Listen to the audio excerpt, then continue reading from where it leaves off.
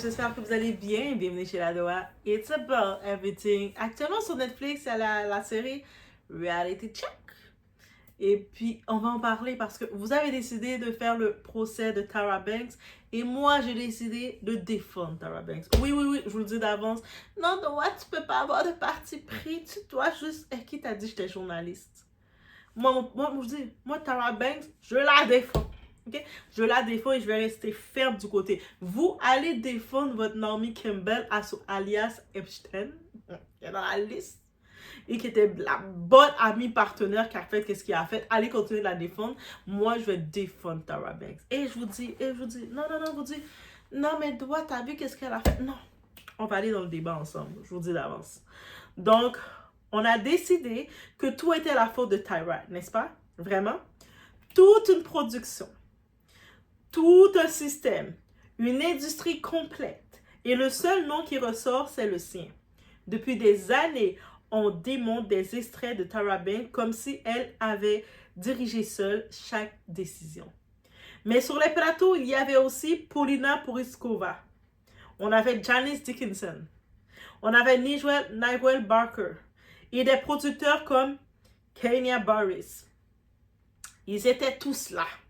Ils validaient, ils commentaient, ils critiquaient, ils en demandaient plus. Ils disaient non, il faut que ce soit comme ça, comme ça. Derrière, vous pensez qu'elle était là, celle qui décidait. On la voyait comme étant la top modèle à l'affiche.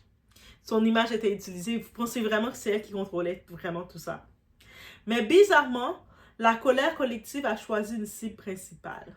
Vous êtes tous en colère contre Tyra. Elle a trop fait du mal à la communauté, right? Pendant que vous êtes en train encore de louanger Naomi Campbell, malgré que c'est confirmé des faits qu'elle a fait. I'm sorry, not sorry. Mais on va parler sérieusement 2 minutes. Depuis des années, tout le monde ressort des extraits de Tyra Banks et la désigne comme la grande coupable. Mais question simple. Elle était la seule dans la pièce? Pourquoi les autres n'ont pas le même procès qu'elle? It's about everything. On regarde.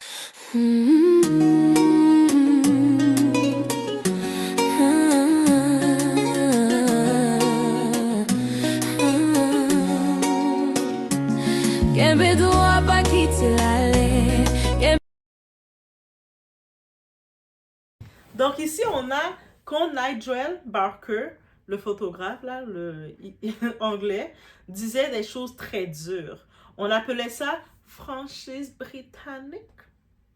Quand Tyra était exigeante, on appelait ça cruauté. Même comportement, perception différente. Pourquoi? Parce qu'on est plus à l'aise de déconstruire une femme noire visible que d'admettre que tout un système télévisuel fonctionnait ainsi. On ne parle presque jamais de Paulina Porizkova. On ne parle presque jamais de Janice Dickinson. On ne parle presque jamais de Nigel Barker. On ne parle presque jamais de Kenya Barris, co-créateur et producteur.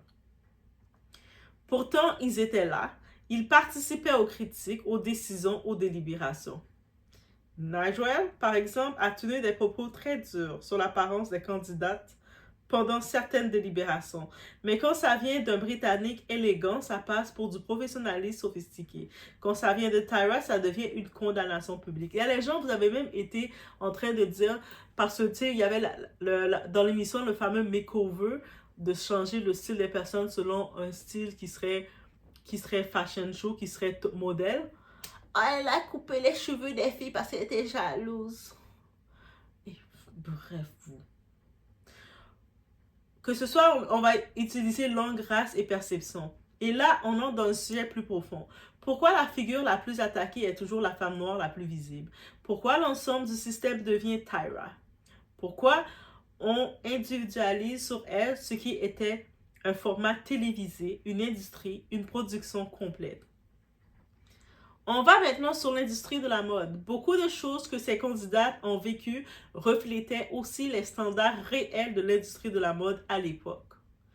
Un milieu dur, compétitif, obsédé par l'apparence. Aujourd'hui, la sensibilité a évolué et c'est positif. Mais au lieu d'analyser un système entier, on cherche un visage à blâmer et le visage le plus visible, c'était Tyra. Ce n'est pas Défendre aveuglément Tyra, c'est refuser le raccourci intellectuel. On adore les narratifs simples. Elle est la méchante, fin de l'histoire. Mais la réalité est plus inconfortable.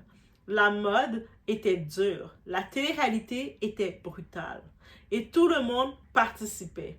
Dans le cas de Tyra Banks, elle n'était pas seulement animatrice, elle était le visage, la productrice exécutive, la figure centrale. Et historiquement, dans l'industrie dominée par des standards blancs, une femme noire en position d'autorité est scrutée différemment. Même vous avez fait un procès pour Oprah Winfrey, là. Ah, j'avais oublié, hein, votre procès avec Oprah Winfrey. Les recherches en sociologie des médias montrent un phénomène fréquent. La personnalisation excessive des responsabilités quand il s'agit de figures minoritaires visibles. Pendant que d'autres juges comme Paulina Porizkova ou Nigel Barker étaient aussi impliqués dans les critiques, le débat public s'est concentré principalement sur Tyra. Ce phénomène s'appelle le bouc émisphère médiatique. Ce n'est pas nier les erreurs, c'est analyser pourquoi certaines personnes abordent plus de blâme que d'autres.